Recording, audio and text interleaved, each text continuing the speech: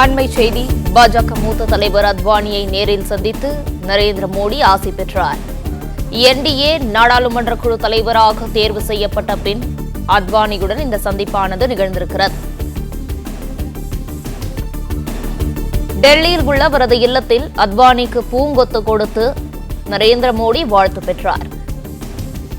பாஜக மூத்த தலைவர் அத்வானியை நேரில் சந்தித்து நரேந்திர மோடி ஆசி பெற்றார்.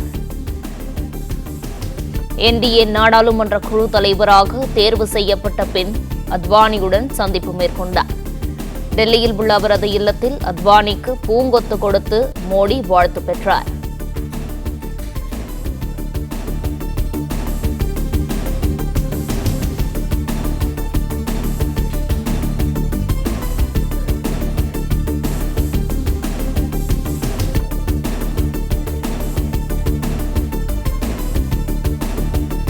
அண்மை செய்தி. பாஜக மூத்த தலைவர் அத்வானியை நேரில் சந்தித்து நரேந்திர மோடி ஆசி பெற்றார்.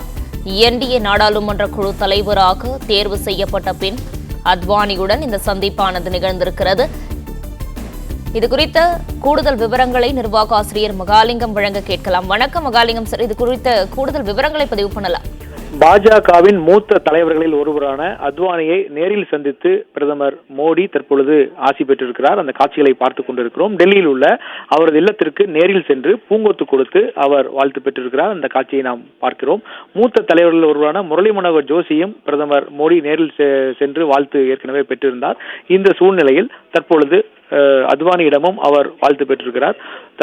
என்டிஏ கூட்டணியின் நாடாளுமன்ற குழு தலைவராக தேர்வு செய்யப்பட்ட பின்பு தற்பொழுது அடுத்தடுத்த முக்கியமான மூத்த தலைவர்களை சந்தித்து ஒவ்வொருவருக்கும் பூங்கொத்து கொடுத்து ஆசி பெற்றுக் கொண்டிருக்கிறார்.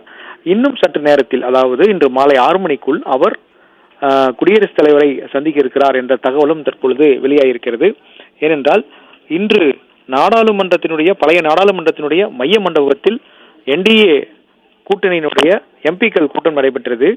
அந்த கூட்டத்தில் ஒருமனதாக நாடாளுமன்ற குழு தலைவராக மோடி தேர்வு செய்யப்பட்டார். அதைத் தொடர்ந்து சந்திரபாபு நாயுடு, நிதிஷ்குமார் உள்ளிட்ட கூட்டணி தலைவர்களுடன் பிரதமர் மோடி ஆலோசனை நடத்தினார். இந்த ஆலோசனைக்கு பிறகு தற்பொழுது மூத்த பாஜக தலைவர்கள் ஒவ்வொருவரையும் நேரில் சென்று பூங்கொத்து கொடுத்து வாழ்த்து பெற்றுக் கொண்டிருக்கிறார். இதற்கு பிறகு என்டிஏ கூட்டணியை சார்ந்த சந்திரபாபு நாயுடு, நிதிஷ்குமார் ஆகியோர் மற்றும் பிரதமர் மோடி ஜனாதிபதி திரௌபதி முர்முவை இன்று மாலை சந்திக்கிறார்கள் என்ற தகவல் வெளியாகியிருக்கிறது. அப்போது தன்னை ஆதரித்த எம்பிக்கள் கையொப்பமிட்ட பட்டியலை ஜனாதிபதியிடம் பிரதமர் வழங்குகிறார் என்ற தகவலும் சொல்லப்பட்டிருக்கிறது. அத்துடன் புதிய அரசு அமைப்பதற்காக உரிமையும் அவர் கோருவார் என்ற தகவலும் சொல்லியிருக்கிறார்கள். அந்த உரிமையை ஏற்றுக்கொண்டு பிரதமர் மோடியை புதிய அரசு அமைக்க ஜனாதிபதி அழைப்பு விடுப்பார் என்ற தகவலும் சொல்லப்பட்டிருக்கிறது. அதைத் தொடர்ந்து பிரதமர் மோடி தலைமையிலான புதிய அரசு ஞாயிற்றுக்கிழமை மாலை 6 மணி வாக்கில் பதவி பிரமாணம் செய்து வைக்கப்படும் என்ற தகவலும் தற்பொழுது வெளியாயிருக்கு. அதற்கான அனைத்து ஏற்பாடுகளும் தீவிரமாக நடைபெற்று வருகிறது. தெற்காசிய நாடுகளுடைய தலைவர்கள் எல்லாம் அதிகாரப்பூர்வமாக அழைக்கப்பட்டிருக்கிறார்கள் என்ற தகவல் சொல்லப்பட்டிருக்கிறது. நாட்டின் முதல் பிரதமர் நேருவுக்கு பின் தொடர்ந்து 3வது முறையாக பிரதமராக வாய்ப்பை மோடி பெற்றிருக்கிறார். அதாவது 1962க்கு பின் 3வது முறையாக பிரதமராகும் வாய்ப்பு தற்பொழுது நரேந்திர மோடிக்கு என்டிஏ கூட்டணி எம்பிக்கள் வழங்கியிருக்கிறார்கள் என்ற தகவல் இதில் அடங்கியிருக்கிறது.